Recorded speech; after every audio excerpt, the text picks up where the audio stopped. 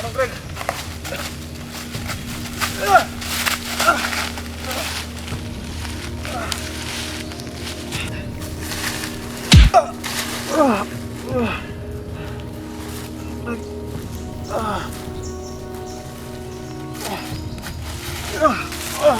Anong Greg? Bakit ka nandito sa baryo namin?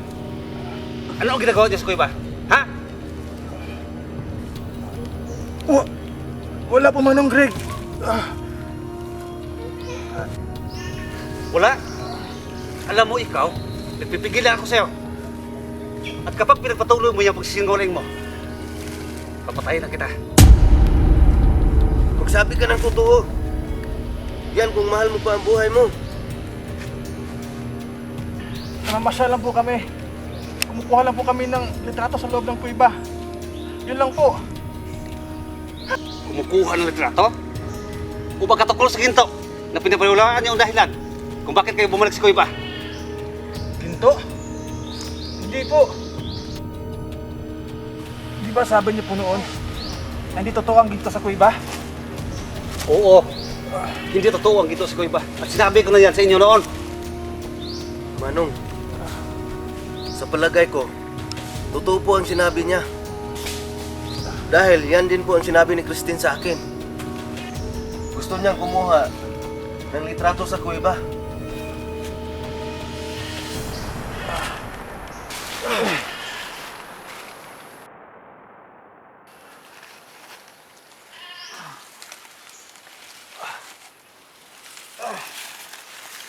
Yun bang babaeng dinukot rin eh? Si Christine ba yun? Opo.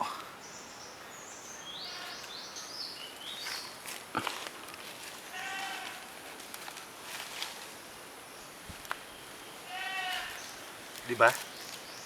Sinabihan ko na kayo dati pa. Na huwag na kayo bumalik dito sa baryo namin. Di ba? Opo.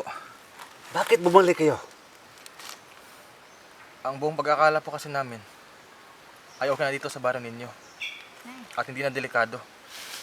Kaya nga po, pinauna ko dito si Christine para po itanong sa inyo kung papayag ba kayo na mamasyal kami sa kuweba.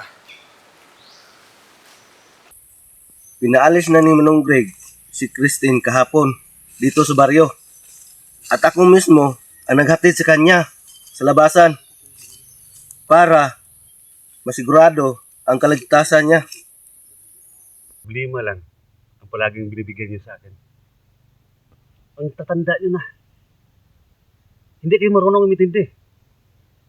Wala kayong mga utak. At kayo mismo ang nagalagay sa mga buhay ninyo sa panganib.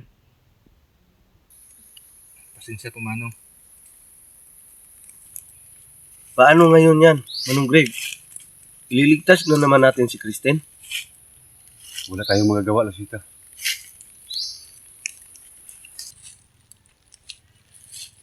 Tumayo ka na dyan.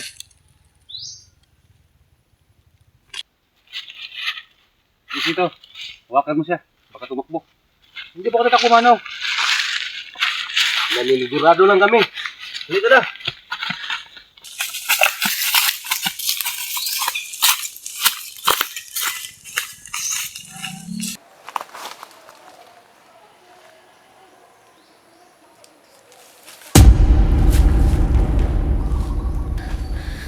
Bitawan mo ko!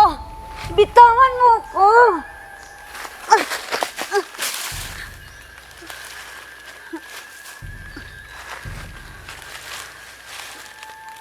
Ayan, binitawan na kita.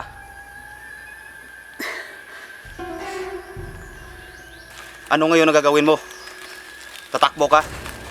Sige, tumakbo ka. Takbo! Takbo!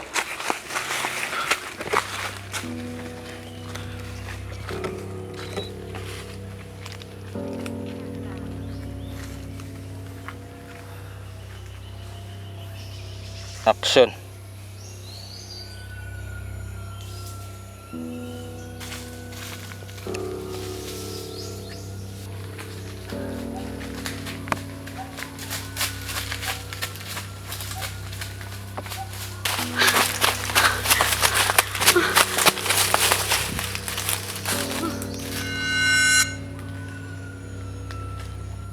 Nagulat ba kita? Paano?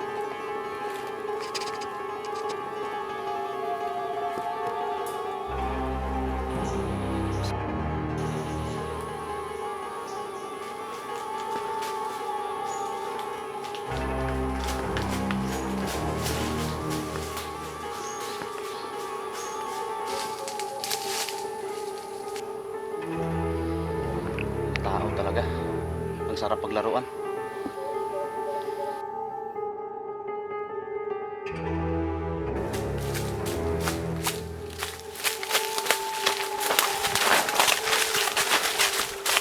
Sino siya?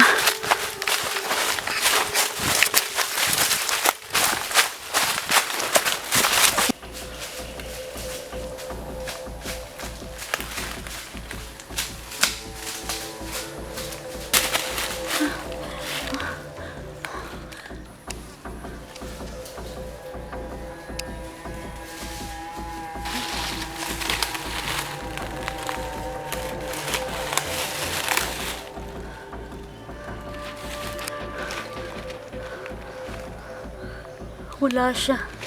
Hindi niya ako nasundan.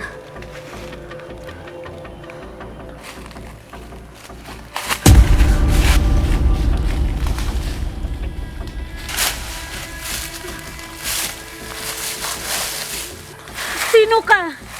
Sino ka? Nawala siya. Ako?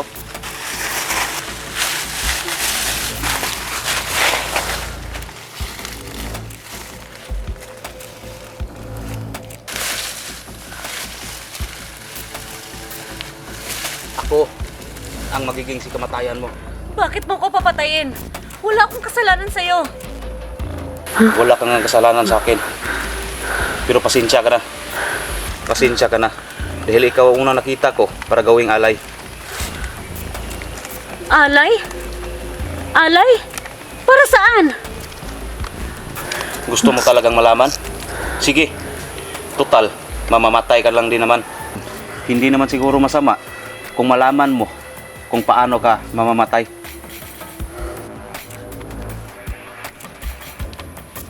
Kailangan kong dugo mo para gawing alay. Para muli kong mabuhay si Kapitana. Si Kapitana? Matagal ang patay si Kapitana. Kilala mo pala si Kapitana. Oo, dahil akong pumatay kay Kapitana. Oh! Oh! Ang lakas ng loob mong sabihin. Sa harap ko, ang katagang iyan. Ako ang sumaksak sa kanya. Patay na siya! Mabuti. Nalaman ko na ikaw pala pumatay sa kanya. Mabuti at nalaman ko.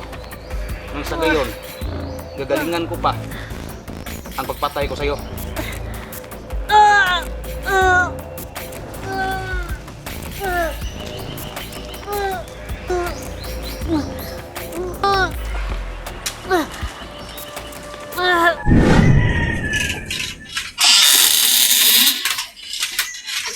Umupo ka! Upo!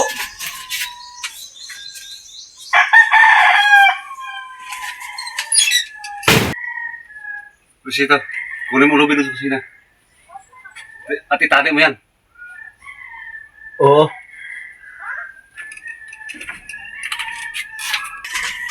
Manong Greg, sandali lang po.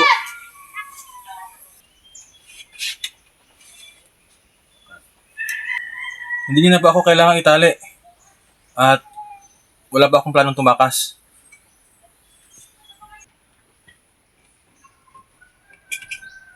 Manong, ito na po yung lubid. Sige, itali mo yan.